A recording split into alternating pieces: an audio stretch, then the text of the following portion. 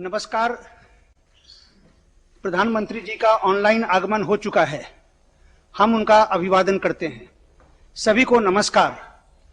आज का कार्यक्रम transparent taxation honouring the honest platform के लोकार्पण के लिए आयोजित है।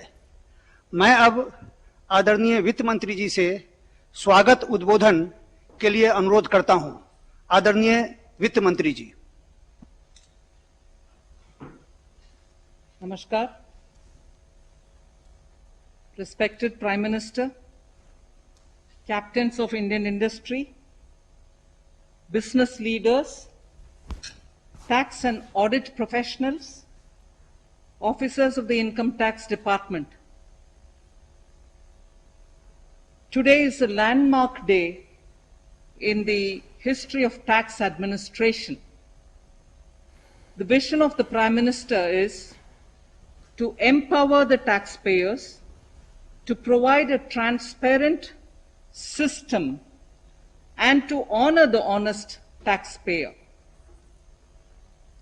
To realize this vision, the CBDT, the Central Board for Direct Taxation, has given a framework and put in place a system in the form of this platform.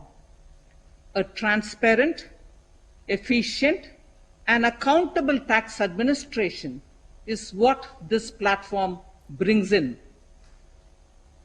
It uses technology, data analytics, and also uses artificial intelligence.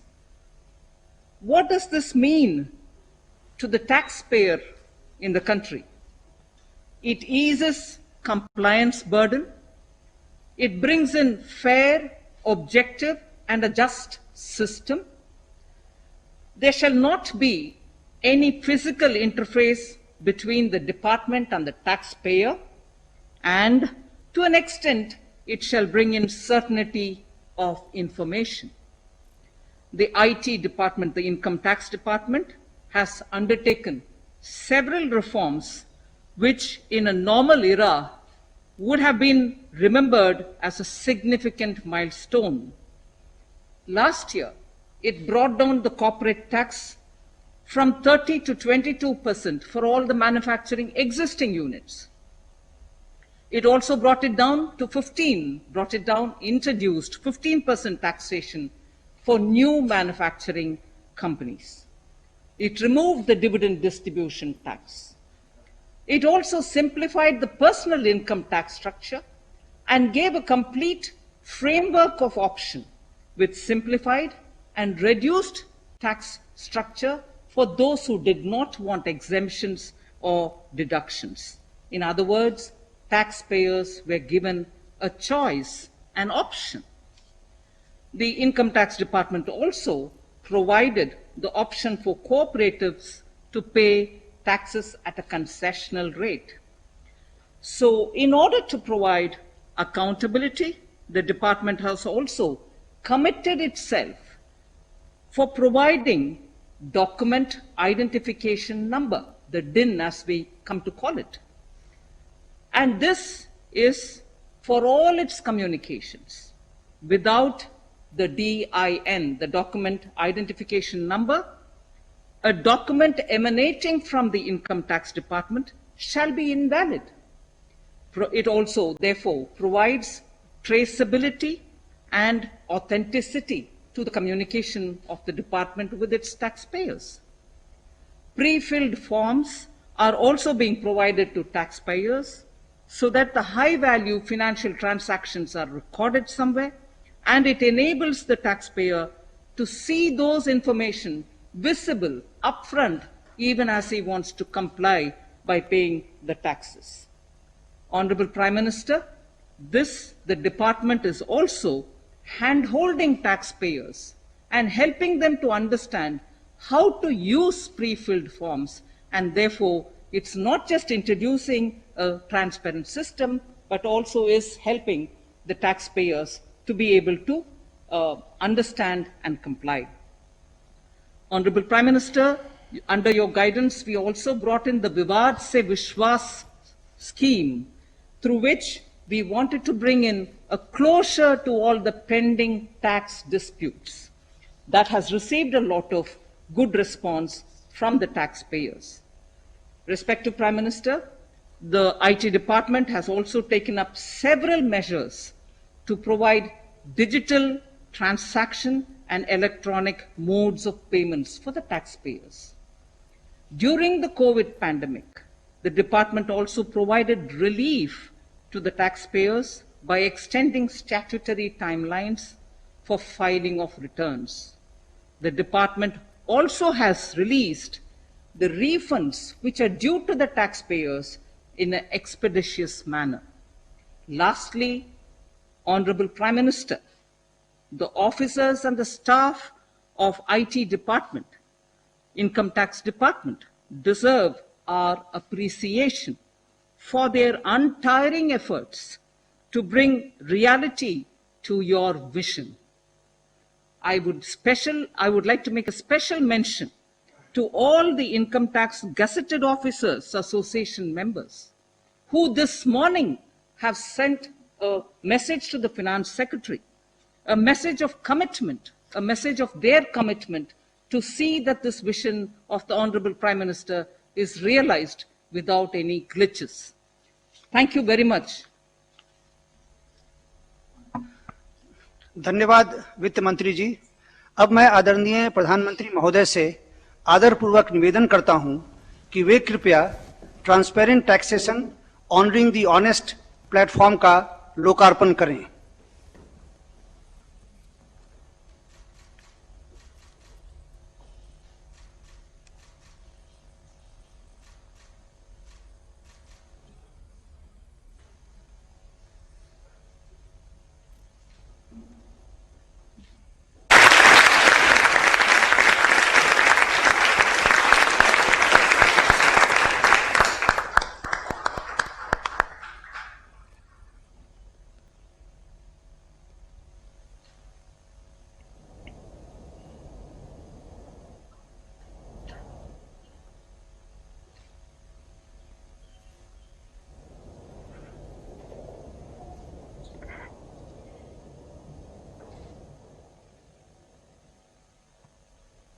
धन्यवाद प्रधानमंत्री जी।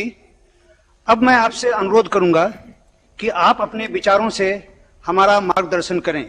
आदरणीय प्रधानमंत्री जी। नमस्ते जी। देश में चल रहा structural reforms का सिलसिला आज एक नए पड़ाव पर पहुंचा है। Transparent taxation, honouring the honest, 21वीं सदी के टैक्स सिस्टम की इस नई व्यवस्था का आज लोकार्पण किया गया है। इस प्लेटफॉर्म में फेसलेस असेसमेंट, फेसलेस अपील और टैक्स पेयर चार्टर जैसे बड़े रिफॉर्म्स हैं। फेसलेस असेसमेंट और टैक्स पेयर चार्टर आज से ही लागू हो गए हैं, जबकि फेसलेस अपील की सुविधा 25 सितंबर यानी दीनदयाल उपाध्याय जी के जन्मदिन से पूरे देश भर में नागरिकों के लिए उपलब्ध हो जाएगी। अब टैक्स सिस्टम भले ही फेसलेस हो रहा है, लेकिन टैक्स पेयर को ये फेयरनेस और फियरलेसनेस का विश्वास देने वाला है। ये सभी टैक्स पेयर्स को इस महत्वपूर्ण तोहफे के लिए मैं बहुत बहुत बधाई देता हूं और इनकम टैक्स विभाग के सभी अधिकारियों को, हर छोटे मोटे कर्मचारी को भी बहुत बहुत शुभकामनाएं देता हूं। साथियों, बीते 6 वर्ष में हमारा फोकस रहा है banking the unbanked, securing the unsecured और फंडिंग द अनफंडेड। आज एक तरह से एक नई यात्रा शुरू हो रही है।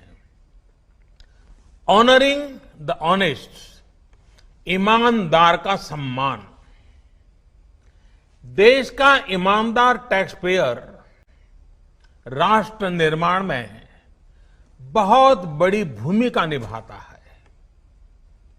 जब देश के ईमानदार टैक्स पेयर का जीवन आसान बनता है, वो आगे बढ़ता है, तो देश का भी विकास होता है, देश भी आगे बढ़ता है।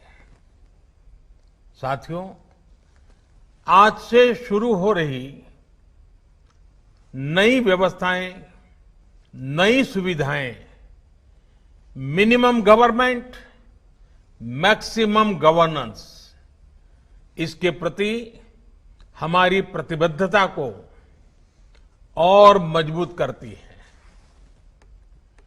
ये देशवासियों के जीवन से सरकार को, सरकार के दखल को कम करने की दिशा में भी एक बड़ा कदम है। साथियों, आज हर नियम कानून को, हर पॉलिसी को प्रोसेस और पावर सेंट्रिक अप्रोच से बाहर निकालकर उसको पीपल सेंट्रिक और पब्लिक फ्रेंडली बनाने पर बल दिया जा रहा है। ये नए भारत के नए गवर्नेंस मॉडल का प्रयोग है और इसके सुखद परिणाम भी देश को मिल रहे हैं। आज हर किसी को ये एहसास हुआ है कि शॉर्टकट्स ठीक नहीं है। और हमारे यहां तो रेलवे स्टेशन पे लिखा जाता है, shortcut will you cut you short. गलत तौर तरीके अपनाना सही नहीं है। वो दौर अब पीछे चला गया है। अब देश में माहौल इस ओर आगे बढ़ रहा है कि कर्तव्य भाव को सर्वोपरि रखते हुए सारे काम होने चाहिए। सवाल यह है कि ये बदलाव आखिर कैसे आ रहा है? क्या ये सिर्फ सख्ती से आया है? क्या ये सिर्फ सजा देने से आया है? जी नहीं, बिल्कुल नहीं। इसके अगर मोटे मोटे तौर पर मैं कहूं तो 4 बड़े कारण हैं। पहला, पॉलिसी ड्रिवन गवर्नेंस। जब पॉलिसी स्पष्ट होती है तो ग्रे एरियाज मिनिमम हो जाते हैं और इस कारण व्यापार में, बिजनेस में और सरकार के और निर्णयों में भी डिस्क्रिशन की गुंजाइश कम हो जाती है। दूसरा, सामान्य जन की ईमानदारी पर विश्वास। तीसरा, सरकारी सिस्टम में ह्यूमन इंटरफेस को सीमित करके टेक्नोलॉजी का बड़े स्तर पर उपयोग। आज सरकारी खरीद हो, सरकारी टेंडर हो या सरकारी सेवाओं की डिलीवरी, सब जगह टैग इंटरफेस सर्विस दे रहे हैं। और चौथा, हमारी जो सरकारी मशीनरी है, जो ब्यूरोक्रेसी है, उसमें एफिशिएंसी, इंटीग्रिटी और सेंसिटिविटी के गुणों को रिवॉर्ड किया जा रहा है, पुरस्कृत किया जा रहा है। साथियों, एक दौर था जब हमारे यहां रिफॉर्म्स की बहुत बातें होती थी। कभी मजबूरी में कुछ फैसले लिए जाते थे, कभी दबाव में कुछ फैसले हो जाते थे, तो उन्हें रिफॉर्म कह दिया जाता था। इस कारण इच्छित परिणाम नहीं मिलते थे। अब ये सोच और अप्रोच दोनों बदल गई है। हमारे लिए रिफॉर्म का मतलब है रिफॉर्म नीति आधारित हो, टुकड़ों में नहीं हो, होलिस्टिक हो और एक रिफॉर्म दूसरे रिफॉर्म का आधार बने, नए रिफॉर्म का मार्ग बनाए। और ऐसा भी नहीं है कि एक बार रिफॉर्म करके रुक गए। ये निरंतर सतत चलने वाली प्रक्रिया है। बीते कुछ वर्षों में देश में 1,500 से ज्यादा कानूनों को समाप्त किया गया है। ईज ऑफ डूइंग बिजनेस की रैंकिंग में भारत आज से कुछ साल पहले 134वें नंबर पर था। आज भारत की रैंकिंग 63 है। रैंकिंग में इतने बड़े बदलाव के पीछे अनेकों रिफॉर्म्स हैं, अनेकों नियमों कानूनों में बड़े परिवर्तन है। रिफॉर्म्स के प्रति भारत की इसी प्रतिबद्धता को देखकर विदेशी निवेशकों का विश्वास भी भारत पर लगातार बढ़ रहा है। कोरोना के इस संकट के समय भी भारत में रिकॉर्ड एफडीआई का आना इसी का उदाहरण है। साथियों, भारत के टैक्स सिस्टम में फंडामेंटल और स्ट्रक्चरल रिफॉर्म्स की जरूरत इसलिए थी क्योंकि हमारा आज का ये सिस्टम गुलामी के कालखंड में बना और फिर धीरे धीरे इवॉल्व हुआ। आजादी के बाद इसमें यहां वहां थोड़े बहुत परिवर्तन किए गए, लेकिन लार्जली सिस्टम का कैरेक्टर, उसकी चाल चलन वही रहा। परिणाम यह हुआ कि जो टैक्स पेयर राष्ट्र निर्माण का एक मजबूत पिलर है, जो देश को गरीबी से बाहर निकालने के लिए योगदान दे रहा है, उसको कटघरे में खड़ा किया जाने लगा। इनकम टैक्स का नोटिस फरमान की तरह बन गया। देश के साथ छल करने वाले कुछ मुट्ठी भर लोगों की पहचान के लिए बहुत से लोगों को अनावश्यक परेशानी से गुजरना पड़ा।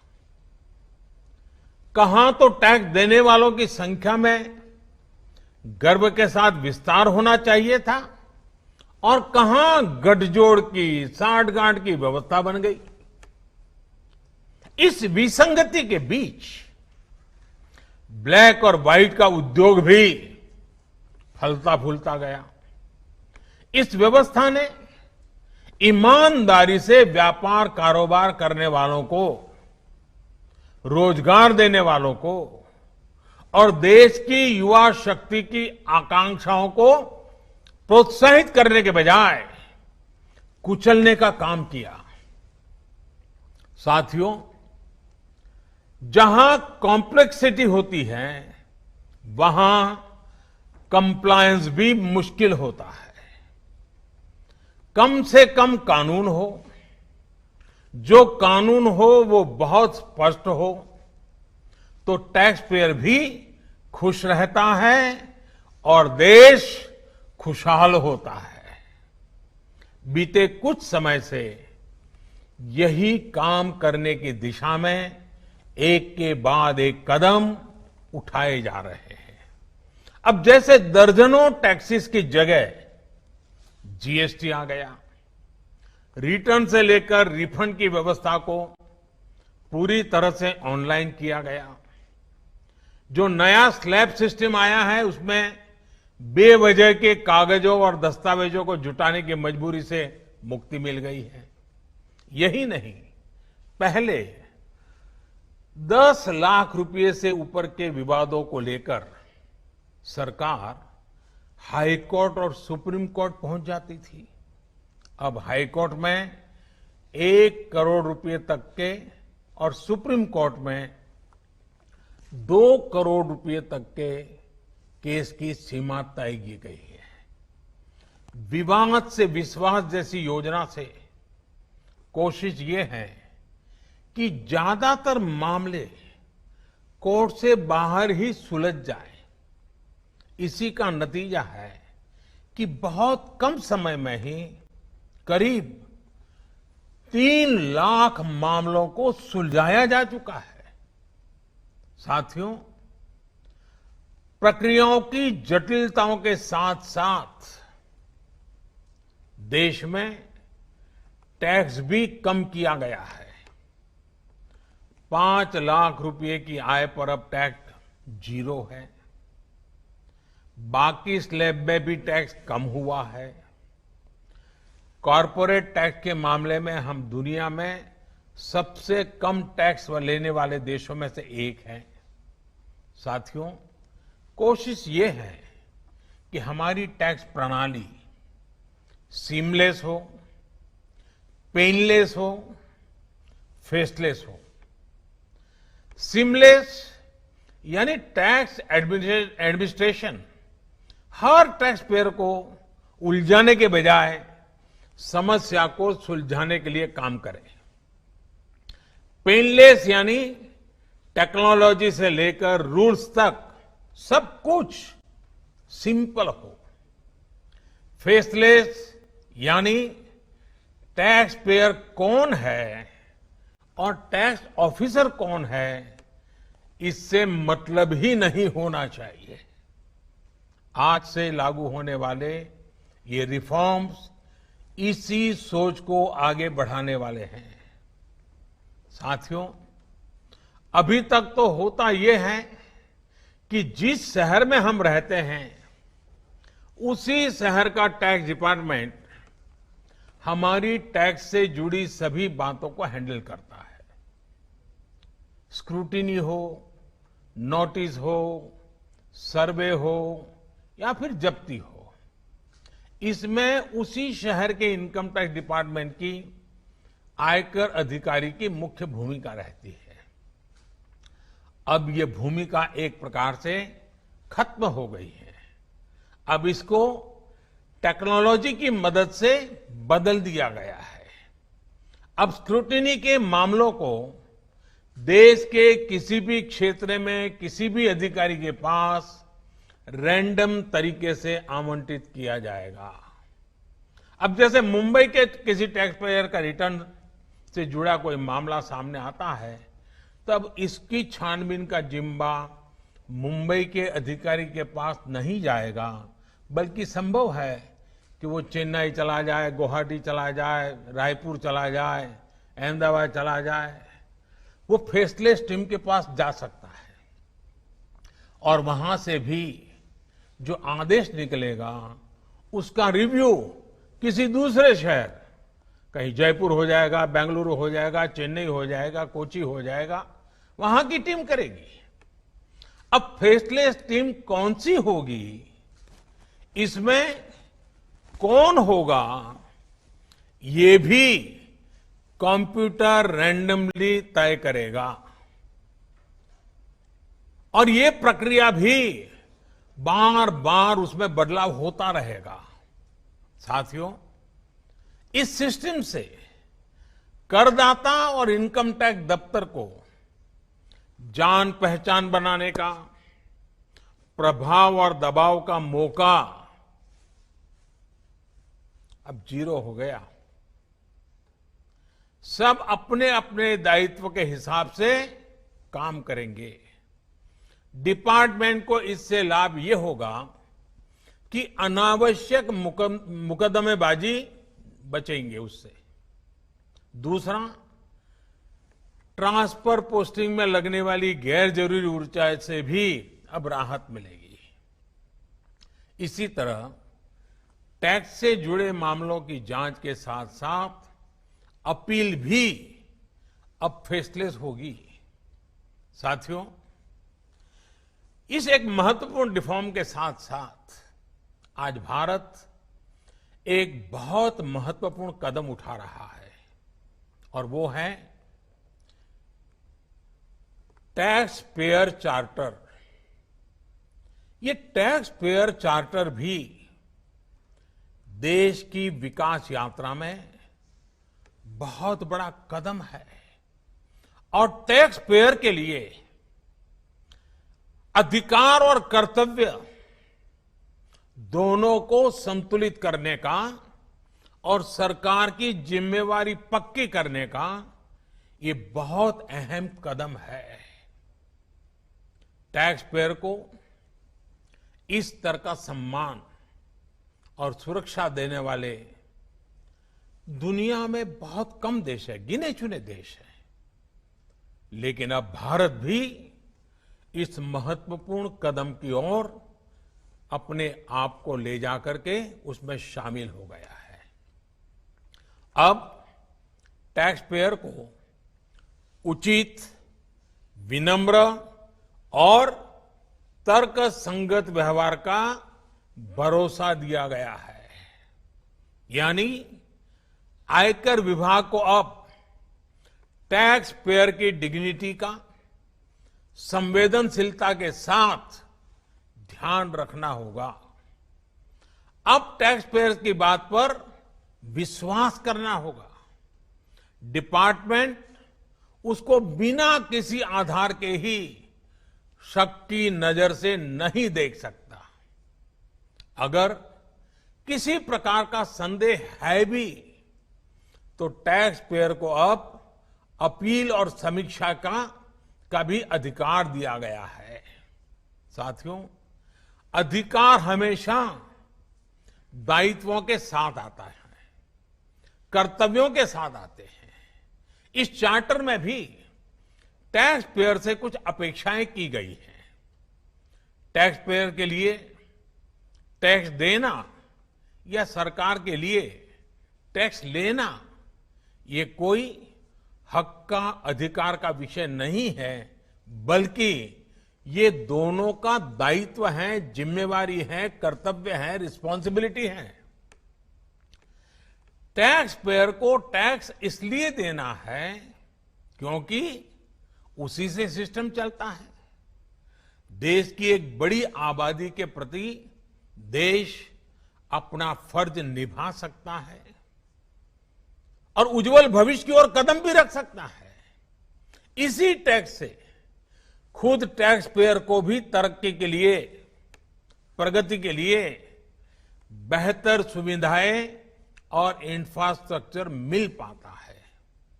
वहीं सरकार का ये दायित्व है कि टैक्स पेयर की पाई पाई का सदुपयोग करे।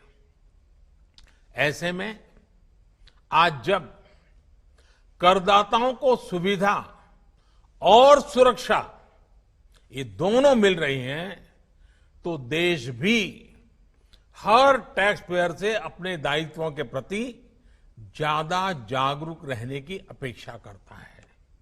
साथियों, देशवासियों पर भरोसा, इस सोच का प्रभाव कैसे जमीनी पर नजर आता है, ये समझना भी बहुत जरूरी है। वर्ष 2012-13 में जितने टैक्स रिटर्न होते थे उसमें से 0.94% की स्क्रूटनी होती थी। वर्ष 2018-19 में ये आंकड़ा घटकर 0.26% पर आ गया है। यानी केस की स्क्रूटनी करीब करीब 1/4 हो गई है, 4 गुना कम हुई है। स्क्रूटनी का 4 गुना कम होना अपने आप में बता रहा है कि बदलाव कितना व्यापक है। साथियों, बीते 6 वर्षों में भारत ने टैक्स एडमिनिस्ट्रेशन में गवर्नेंस का एक नया मॉडल विकसित होते देखा है। We have decrease complexity, decrease taxes, decrease litigation, increase transparency, increase tax compliance, increase trust on the taxpayer। साथियों, इन सारे प्रयासों के बीच बीते 6-7 साल में इनकम टैक्स रिटर्न भरने वालों की संख्या में करीब 2.5 करोड़ की वृद्धि हुई है। ये वृद्धि तो बहुत बड़ी है, लेकिन इस बात का हम इनकार नहीं कर सकते हैं कि इसके बावजूद भी 130 करोड़ के देश में ये बहुत कम है, बहुत कम है। इतने बड़े देश में सिर्फ 130 करोड़ में से 1.5 करोड़ साथी ही इनकम टैक्स जमा करते हैं। 130 करोड़ में 1.5 करोड़। मैं आज देशवासियों से भी आग्रह करूंगा, जो सक्षम है उनको भी आग्रह करूंगा, भिन्न भिन्न करके व्यापार उद्योग के संगठन चलाते हैं उनको भी आग्रह करूंगा। इस पर हम सबको चिंतन करने की जरूरत है, देश को आत्मचिंतन करना होगा, और ये हमारा आत्मचिंतन ही आत्मनिर्भर भारत के लिए आवश्यक है, अनिवार्य है। और ये जिम्मेदारी सिर्फ टैक्स डिपार्टमेंट की नहीं है, ये जिम्मेवारी हर हिंदुस्तानी की है, हर भारतीय की है जो टैक्स देने में सक्षम है, लेकिन अभी वो टैक्स नेट में नहीं है। वो स्वप्रेरणा से अपने आत्मा को पूछे, आगे आए। और अभी 2 दिन के बाद 15 अगस्त है। आजादी के लिए मरने मिटने वालों को जरा याद कीजिए, आपको लगेगा हां, मुझे भी कुछ न कुछ देना चाहिए। आइए, विश्वास के, अधिकारों के, दायित्वों के इस महत्वपूर्ण भावना का सम्मान करते हुए, इस प्लेटफॉर्म का सम्मान करते हुए नए भारत, आत्मनिर्भर भारत के संकल्प को सिद्ध करें। एक बार फिर देश के वर्तमान और भावी ईमानदार टैक्स पेयर को बहुत बहुत बधाई देता हूं, शुभकामनाएं देता हूं। और ये पहल, ये बहुत बड़ा फैसला लिया गया है। इनकम टैक्स के अधिकारियों को भी जितनी बधाई दे उतनी कम है। हर टैक्स पेयर ने इनकम टैक्स अधिकारियों को भी बधाई देनी चाहिए, क्योंकि एक प्रकार से उन्होंने अपने आप पर बंधन डाले हैं, अपने खुद की ताकत को, अपने अधिकारों को उन्होंने खुद ने काटा है। अगर इनकम टैक्स डिपार्टमेंट के अधिकारी इस प्रकार से आगे आते हैं तो किसको गर्व नहीं होगा? हर देशवासी को गर्व होना चाहिए। और पहले के जमाने में शायद टैक्स के कारण कुछ समस्याएं होगी, लोगों ने टैक्स देने के रास्ते पर जाना पसंद नहीं किया होगा। अब जो रास्ता बना है वो टैक्स देने की तरफ जाने का आकर्षक रास्ता बना है। और इसलिए आइए, भव्य भारत के निर्माण के लिए इस व्यवस्था का लाभ भी उठाएं और इस व्यवस्था को जोड़ने के लिए आगे भी आए। मैं फिर एक बार आप सबका बहुत बहुत धन्यवाद करता हूं, अनेक अनेक शुभकामनाएं देता हूं। निर्मला जी और उनकी पूरी टीम को भी मैं बहुत धन्यवाद करता हूं कि एक के बाद एक देश के उज्जवल भविष्य के लिए लंबे अरसे तक प्रभाव पैदा करने वाले अनेक सकारात्मक निर्णयों का नेतृत्व कर रहे हैं। मैं फिर एक बार सबको बधाई देता हूं, सबका धन्यवाद करता हूं।